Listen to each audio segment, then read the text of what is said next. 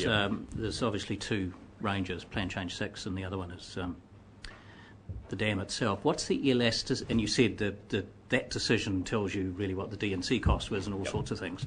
What's the elasticity around that? Let me take the extreme one. The dam is consented but not the plan change, and then anything in between. Can you give some comments on that? Because it seems to me that's a big risk area, or a very obvious area, put it that way. And then I'll come to the other two questions, if I may. Yeah, I might perhaps, Stephen, I might get you to talk about consenting risk, perhaps.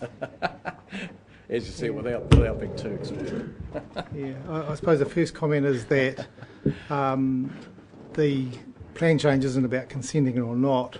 I'm sure the board will make a decision on the plan change as notified, and it will recommend it either be ratified as notified or make some changes to that based on submissions. So there will be a plan outcome one way or another, I'm sure. And on that basis, the water storage scheme, we could have advanced that without the plan change. So the operative plans will be relevant, and also what comes out of the Plan Change 6 will be relevant to the water storage decision, because our anticipation is the board will do sequential decisions. They'll hear all the evidence, they'll make a decision on Plan Change 6, and then they'll have that decisions version in front of them before they deliberate and decide on granting the water storage project. So that's how we anticipate the board will do its business. I hope that helps. That's interesting, because I hadn't seen it that way, but that's helpful. Thank you. The second one is there's been a lot of discussion arising from the DOC discussion, and elsewhere I heard Fish and Game about the word toxic. Can you perhaps address how you might take that view, that it's going to be toxic, or how we take the view that it won't be? Well, I think I'll start. I might get Stephen to comment, and then it's partially also a plan, or significantly a plan issue, so it's better that Liz and her team answer the plan element of that. But the first fundamental point clearly is the storage scheme has to comply with the consenting arrangement, has to comply and set conditions that comply with the plan change in terms of nutrient limits. And essentially there's been a sort of maybe it's a three-pronged approach, correct me if I'm wrong, Stephen, around the nutrient issues of intensification. So the first issue is there's been a very significant amount of science done inside the scheme, particularly in the feasibility assessment, around various nutrient scenarios under various different land use types. The sort of land use types you're seeing actually that's profiling out in Duncan's work actually. In essence, there's two nutrients driving. So if we boil down the water quality issue in the Tuki, particularly in the main stem, it's largely a algal growth, slime sort of water quality issue. That's predominantly what it is. Warm water, low flows, long accrual cycles, imbalance of nutrients, and the work that the technical team's undertaken has been around essentially identifying what's the limiting nutrient in the system and what leads to the fastest improvement if you remove that limiting nutrient in terms of algal growth, and that's where phosphorus has emerged. It's not considered from a technical point of view, at least from our evidence, to be a nitrate-based issue. So if in actual fact we're trying to manage nitrates down even today to reduce the algal growth issue on their own, it would take decades and would take a major and dramatic land use change in the catchment from where it is today. So I won't go to the limit setting bit. I'm really deliberate to leave that to Liz and her team. But so a lot of the consent conditions for intensification, at least draft consent conditions, deal with on-farm management practice, actually, in terms of managing those inputs. Major chunk of work around that and some thresholds the scheme itself has to meet. Stephen, do you want to add to that before I go to flush and flows? Okay, right. The second issue, which is really we see it as a big benefit of a large storage piece of storage infrastructure that we can't achieve with small scale storage, and that's the sufficient water stored and prioritised within the storage framework to actually fresh the river from one end to the other, and the provisions made for, depending on the algal growth accrual cycle, 4 of those freshes through the system. And Stephen, I'll get you to elaborate. Can you? I mean, it's sufficient water to actually flush the system and flush the algal growth out of it. So can you comment on that? So the consent conditions, the drafts we've put forward to the Board of Inquiry prioritise these 4 potential flushing flows, which will be designed to piggyback on natural freshers coming out. It's quite a lot of water coming out of the Upper Waipawa that would join with these flushing flows. The scientists, their evidence says that will have a significant benefit in turning the cobbles over essentially downstream and releasing the periphyton build-up right through down into the middle and down towards the lower river. Of course, the upper Tukituki River, which isn't influenced by the scheme above Waipukurau, wouldn't get that benefit, but the science team that are advising HBRIC consider that it being a significant benefit over and above anything that could naturally be achieved in the river. So we see it as quite a positive that the scheme can develop. Yep.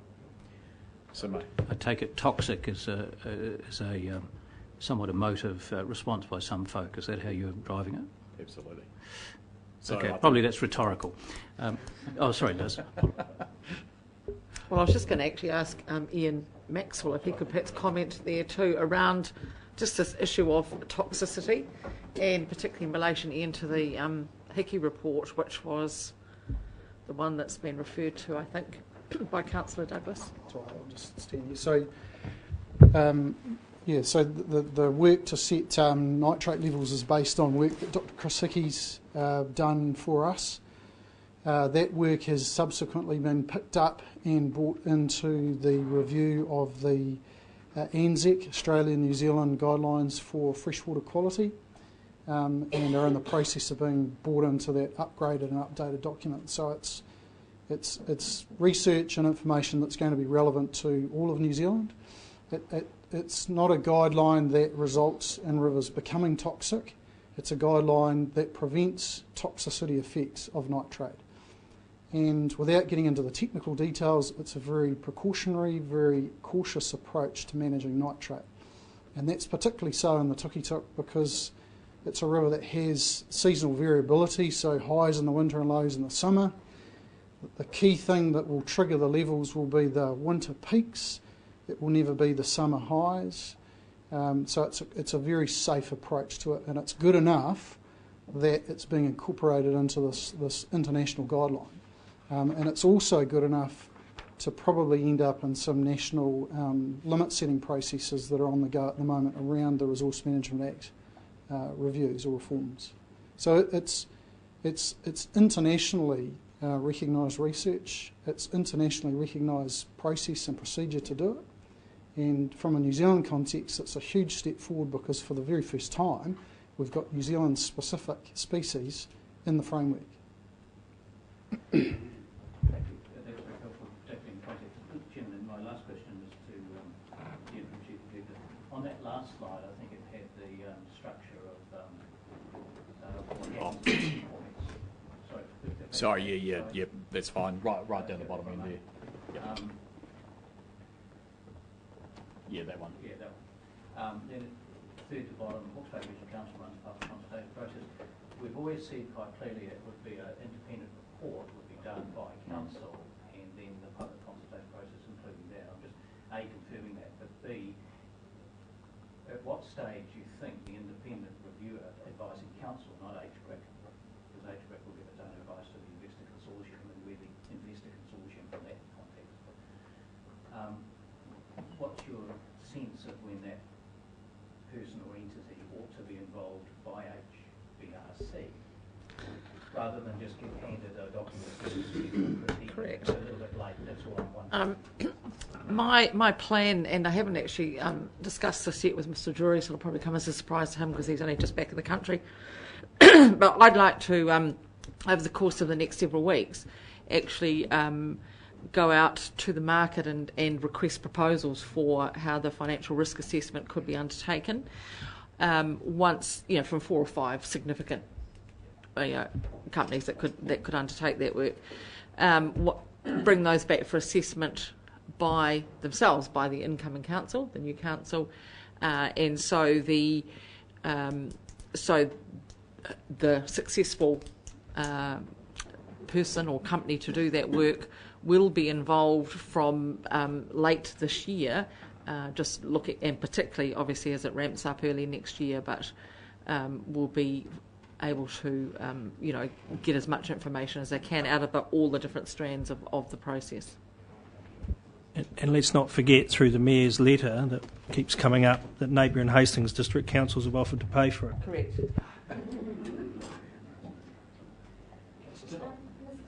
Chairman, the shadow doc report has been raised, so I'd really like to tease that one out in a little bit more detail. I no matter how much I've searched, I actually can't find it. I can only find reports on it, so obviously it's not available as to what it says.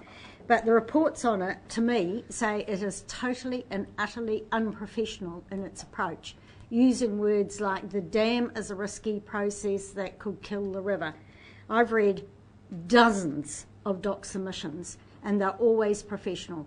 They're written from a planning and a scientific, frequently neutral as to whether they support or question, or don't support an application or a plan change, but highlight the areas of concern. To suggest the dam, to me, to suggest the dam could kill it is suggesting something wrong with the water quality behind the dam. So that's the first thing that struck me as being totally unscientific.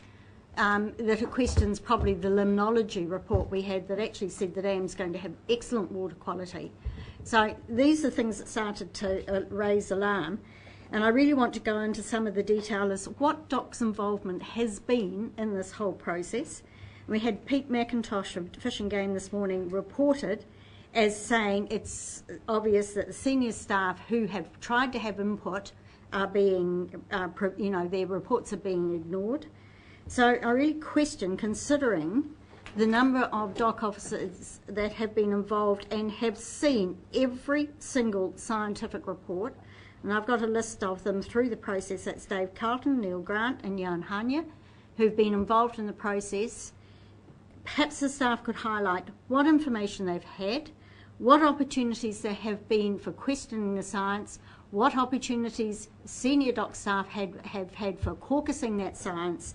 And I also have been through every report that we have had there, and the only concerns I can find raised are really with the Fish and Track program, that they thought they could propose something better, and that we could get bigger bangs out of the mitigation, and that they'd like to work alongside us. So can we get some clarification around that whole integrity of the engagement and the approach there?